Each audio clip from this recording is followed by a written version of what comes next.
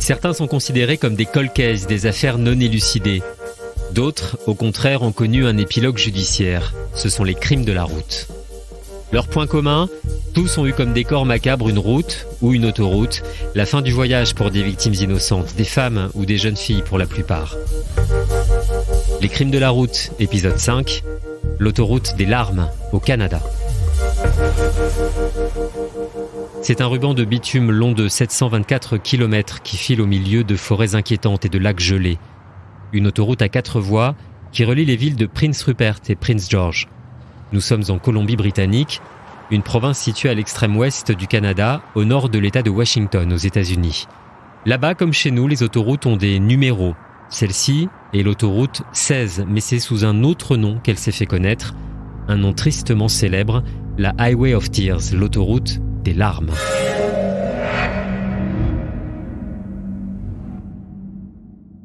Entre 1969 et le milieu des années 2000, une vingtaine de jeunes femmes et de jeunes filles, mais sans doute beaucoup plus, ont été sauvagement assassinées ou ont mystérieusement disparu le long de cette route maudite. La plupart des victimes étaient des autochtones qui vivaient dans des villages traversés par l'autoroute 16.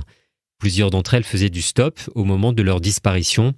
À ce jour, l'enquête n'a permis de résoudre que quelques affaires et plus de 50 ans après le premier meurtre, la plupart n'ont pas été résolues. Mon invité est Stéphane Berthomé, ancien policier et auteur du podcast L'ombre du doute. Bonjour Stéphane Berthomé. Bonjour. Merci d'avoir accepté cette invitation. Vous êtes ancien officier de police, spécialiste de la lutte antiterroriste, reconverti en auteur de podcasts, ou plutôt de balado, devrais-je dire, puisque vous vivez à Montréal, au Québec, et que c'est ainsi qu'on appelle ce type de production sonore au Canada. Vous êtes l'auteur notamment de L'ombre du doute, un podcast qui revient sur des enquêtes non résolues au Canada. Vous connaissez bien à ce titre l'affaire de l'autoroute des larmes, dont on va parler aujourd'hui. Une affaire dont les faits s'étirent sur plus de 40 ans. Je l'ai dit, au moins 18 jeunes filles, au moins, disparues ou assassinées, peut-être plus. Pour nous permettre de bien comprendre et avant d'entrer dans les détails, déjà, est-ce que vous pouvez nous dire quel est peut-être d'ailleurs toujours l'impact de cette histoire au Canada ? Bien, en fait, ce qui est intéressant, c'est de dire ce qui a été l'impact et ce qui est aujourd'hui l'impact de ces dossiers-là, parce qu'il y a vraiment une très très grosse évolution. On le verra, ces dossiers remontent pour la plupart aux années 70, commencent dans les années 70, et à l'époque et durant plusieurs décennies, on peut presque le dire, ces dossiers avaient très peu d'impact. Visiblement, la place médiatique qu'on accordait à ces affaires-là était très peu importante. Et ça a beaucoup évolué avec le temps. Aujourd'hui, ces dossiers ont non seulement un impact sur l'univers policier, mais aussi sur l'univers social ici au Canada. Alors, parlez-nous du décor. À quoi ressemble cette autoroute des larmes ? On est en Colombie-Britannique. Cette autoroute des larmes, et on comprend pourquoi on l'appelle comme ça à cause de ce qui s'y est produit, c'est vraiment un immense ruban de bitume qui traverse le Canada et qui se rend sur la côte ouest à travers une province qui est la Colombie-Britannique. Cette province, c'est une province immense. Vous connaissez évidemment les dimensions du pays ici, et elle fait la frontière avec les États-Unis. Mais elle a aussi une particularité, c'est qu'elle est extrêmement boisée, qu'elle est assez peu dense en population, même si elle a quand même des villes importantes. Sa capitale, Victoria, est une ville très importante, et une des villes dont on va parler est une des villes moins importantes, Prince George, qui est une ville d'à peu près 70 000 habitants. Donc c'est à la fois un endroit où on trouve des villes extrêmement modernes, extrêmement denses, et des endroits qui sont très dépeuplés. Et puis on peut le préciser, c'est une autoroute de transit, c'est une autoroute de transit commercial qui est beaucoup empruntée par les poids lourds notamment. Oui, c'est très juste. C'est une autoroute qui fait à la fois le trajet entre le nord et le sud. Et comme je vous le disais, les États-Unis, c'est frontalier avec les États-Unis. Donc, il y a beaucoup de gens qui viennent et qui se rendent aux États-Unis. Mais en même temps, c'est un trajet au sein même du pays au Canada, d'est en ouest et inversement. Donc oui, c'est une autoroute qui est très très très occupée, à la fois d'ailleurs par les gens qui font du transport, mais aussi par les gens qui se déplacent. Il y a beaucoup de gens pendant une période qui faisaient de l'autostop. Alors, on va parler des victimes. Gloria Moody, c'est le nom de la première victime. Elle a 26 ans. On est le 26 octobre 1969. Est-ce que vous pouvez nous raconter ce qui s'est passé ? Bien, la disparition de Gloria Moody, c'est vrai que elle est considérée comme la première victime de cette série, bien que on sache depuis qu'il y a très certainement des victimes qui n'ont jamais été répertoriées dans ces affaires-là. Gloria Moody, elle disparaît après une soirée passée avec son frère. Et ils font une sortie, ils vont dans des bars et à la sortie d'un des bars, ils rentrent visiblement à pied. Son frère pense qu'elle est derrière lui et elle disparaît. Elle est retrouvée une journée plus tard. Elle a été assassinée, elle a été agressée sexuellement, elle a été violemment battue. Il y a des suspects qui sont identifiés, mais ça ne va jamais jusqu'à des accusations. Il y a des rumeurs qui courent pendant très longtemps, mais malheureusement, on ne trouve rien, on ne trouve pas d'éléments sur ce dossier-là dans les premiers temps. Les meurtres après celui de Gloria Moody s'enchaînent. Micheline Pair, une autostoppeuse de 18 ans, est tuée l'année suivante en 1970. 3 ans plus tard, Gail Weiss et Pamela Darlington, toutes deux âgées de 19 ans, sont retrouvées mortes non loin de l'autoroute 16. Elles aussi faisaient du stop.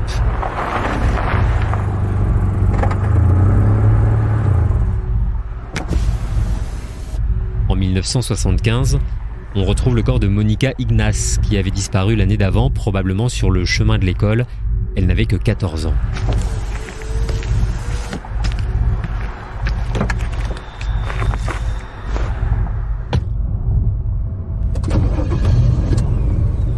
Il faudra attendre 10 ans pour que la GRC, la Gendarmerie royale canadienne, s'intéresse enfin à ces meurtres et se décide à ouvrir une enquête.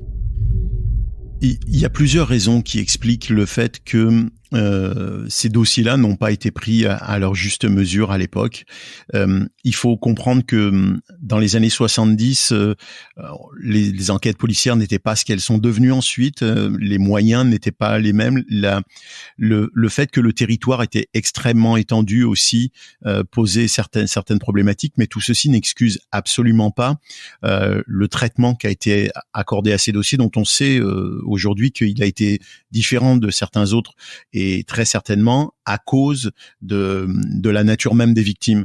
C'est-à-dire que on le sait, la plupart des victimes sont des autochtones, des femmes autochtones, et vraisemblablement ça a joué, et malheureusement, dans l'approche des policiers, qui a souvent considéré qu'il s'agissait de fugues, qu'il s'agissait peut-être d'affaires intrafamiliales, et qui a sous-estimé volontairement dans certains cas ou involontairement dans d'autres l'importance de ces dossiers. C'est absolument dramatique. Je veux dire, c'est inexplicable, mais c'est comme ça qu'on sait aujourd'hui que ces dossiers-là n'ont pas été traités à leur juste mesure à l'époque.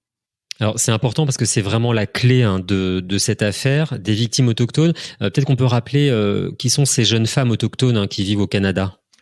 Les autochtones, c'est des gens qu'on appelle les premiers peuples, les Premières Nations. Il y a les Premières Nations sont composé de plusieurs communautés. On en compte plus de 600 au Canada. Et ces communautés-là, c'est des communautés qui étaient installées bien avant que les Blancs, entre guillemets, les Européens et d'autres n'arrivent et ne s'installent au Canada. Donc, ce sont les nations. On compte à peu près, selon les recensements, pas loin de 2 millions de personnes qui sont identifiées comme autochtones.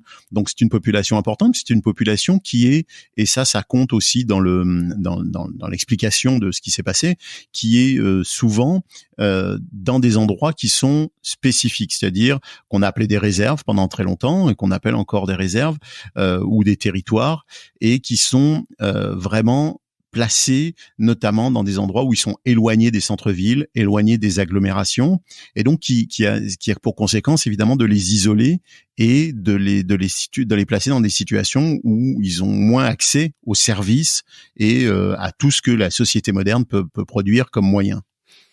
Et ce que vous nous dites, en fait, c'est que, si on parle un peu trivialement, c'est un peuple qui intéresse pas grand monde, en fait, à l'époque, et ce qui explique la lenteur de l'enquête, voire des négligences.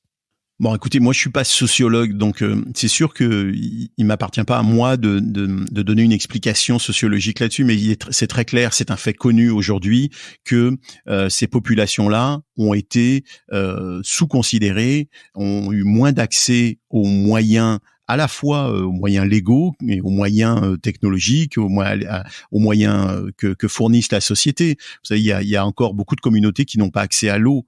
Ici au Canada, à l'eau courante.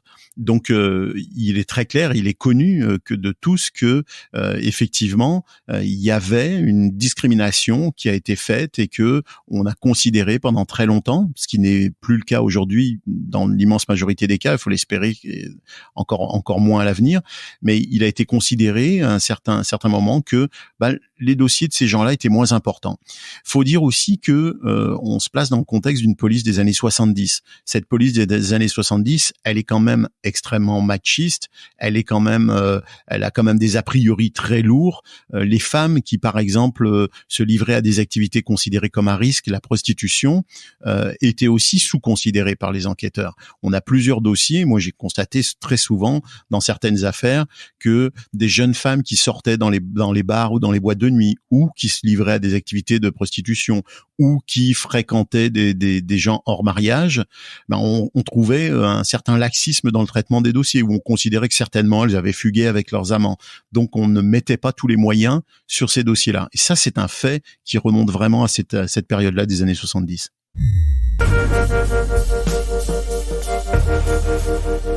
En 2012, une enquête connaît un tournant important. La technologie dans la recherche de la preuve a évolué et un ADN est prélevé sur la robe de Colleen McMillan, une jeune fille violée et tuée près de l'autoroute des Larmes en 1974.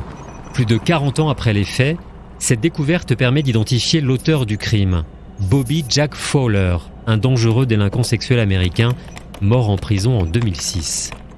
En 2014, les progrès de l'ADN permettent de résoudre un autre meurtre, celui de Monica Jack, 12 ans, disparue en 1978. Elle est l'une des plus jeunes victimes de la Highway of Tears. Le suspect se nomme Gary Handlen, et pour le pousser aux aveux, les enquêteurs ont recours à un procédé bien particulier, une opération Mr. Big. Une opération Mr. Big, c'est une opération qui vise à faire croire à quelqu'un qu'il se trouve dans un contexte criminel, c'est-à-dire qu'il est avec d'autres criminels, et donc l'amener à se livrer et à faire des confessions sur ses crimes. C'est donc une procédure qui vise à le mettre en confiance, afin qu'il s'incrimine lui-même. Évidemment, on comprend que tous les gens qui se font passer pour des criminels sont des agents de la GRC qui ont monté cette opération qu'on appelle l'opération Mr. Big. Et au cours de cette opération, qui était destinée justement à lui faire avouer ses crimes, Handlen a avoué effectivement le crime de Monica Jack et est allé en procès, a été condamné à la prison à vie. Et ce que n'ont pas su d'ailleurs les membres du jury, parce que ça fait partie des procédures ici qui sont assez complexes, c'est que Handlen a aussi ensuite été accusé du meurtre d'une autre jeune fille qui, elle, avait 11 ans, Catherine Marie Herbert, et que vraisemblablement, c'est durant ses aveux qu'il a non seulement avoué le meurtre de Monica Jack, mais aussi celui de la jeune Herbert âgée de 11 ans. Un autre meurtrier, Cody Lechbokov, avouera 4 autres meurtres commis sur l'autoroute des Larmes entre 2009 et 2010. Cette fois, on est beaucoup plus tard. Ça fait en gros 6 affaires élucidées sur plusieurs dizaines, et c'est bien peu. Qu'est-ce qui explique, à votre avis, qu'on n'ait pas trouvé les assassins, ou si peu ? Il y a plusieurs explications qui font que il était très difficile, outre ce qu'on a dit, c'est-à-dire une absence de réelle volonté et de réels moyens dans ce type de dossier au départ. Mais il y a plusieurs raisons qui font que ça rend les choses très difficiles. D'abord, la superficie sur laquelle se déroule ce type de crime. Une superficie immense. Ensuite, le fait que les corps sont abandonnés de façon disparate dans des endroits où ils restent malheureusement pour certains pendant des années, ce qui rend évidemment toute procédure médico-légale très complexe et toute identification d'un criminel encore plus complexe. Le fait que la plupart du temps, ce sont des crimes sans témoin. Les crimes de tueurs en série sont parmi les plus difficiles parce que les tueurs en série agissent de façon pour le policier ou pour la personne qui veut faire preuve de logique, de façon totalement illogique, c'est-à-dire indiscriminée. Il a ses propres critères de sélection, mais ça n'est pas compréhensible pour nous. On ne peut pas savoir que on a un raisonnement logique qui suit la pensée du criminel. Alors, ça rend l'enquête très difficile, l'absence d'éléments médico-légaux aussi, et puis le contexte, les années 70, on n'avait pas l'ADN, même les empreintes digitales étaient prélevées dans des conditions qui étaient très précaires. Je vais vous reprendre l'exemple que vous donniez de Legbokoff, qui est très parlant. Cody Legbokoff, il n'a pas été arrêté à la suite d'une enquête qui a mené à son identification. Il a été arrêté parce qu'il sortait d'un chemin de traverse et qu'il a été suspecté dans un premier temps de faire du braconnage, et qu'au moment où il est contrôlé par les policiers, ils s'aperçoivent qu'il a du sang sur lui, que son véhicule a des marques de sang, et il se fait arrêter, et là, on remonte la piste de plusieurs adolescentes qu'il a assassinées, et on découvre qu'on a affaire à un tueur en série. Alors vous voyez combien les choses se sont passées avec une certaine dose de hasard quand même, malgré le fait qu'on est déjà à une période tout à fait contemporaine. L'enquête est tentaculaire, complexe. On a vraisemblablement affaire à plusieurs assassins qui ont agi sur plusieurs dizaines d'années. En tout, plus de 60 000 personnes seront interrogées, sans parler des drones et des hélicoptères déployés pour les recherches. Le groupe chargé d'enquêter se nomme IPANA et il fait débat au Canada. Officiellement, IPANA a recensé 19 meurtres, un chiffre qui provoque la colère des populations autochtones qui évoquent de leur côté une quarantaine de crimes ou de disparitions. Évidemment, on peut se poser la question de pourquoi l'équipe d'enquête IPANA n'en répertorie que 19. Eux, ils ont un critère de sélection qui est très particulier en ce qui concerne le regroupement des enquêtes. C'est-à-dire qu'en fait, l'objectif de ce groupe, c'est de sélectionner des dossiers pour les intégrer dans une équipe d'enquête spécialisée qui va travailler en essayant de faire des recoupements. Et pourquoi ils essaient de faire des recoupements? Parce qu'ils partent du principe que les victimes qu'ils sélectionnent sont des victimes qui ont des comportements à risque. On parle là de femmes qui se livraient à de la prostitution ou qui faisaient de l'autostop. Et on considère l'autostop comme un comportement à risque dans cette région et à cette époque-là. Et donc, compte tenu de ces principes-là, on se dit que on va peut-être tomber sur des cas qui ont été commis par les mêmes assassins. Et effectivement, il y a beaucoup d'autres cas qui, eux, ne rentrent pas dans la catégorie des crimes traités par IPANA, qui font débat parce que c'est pas parce que la personne ne faisait pas d'autostop qu'elle a peut-être pas été assassinée par l'un des tueurs en série qui est enquêté en ce moment par IPANA. Alors ça pose beaucoup de questions.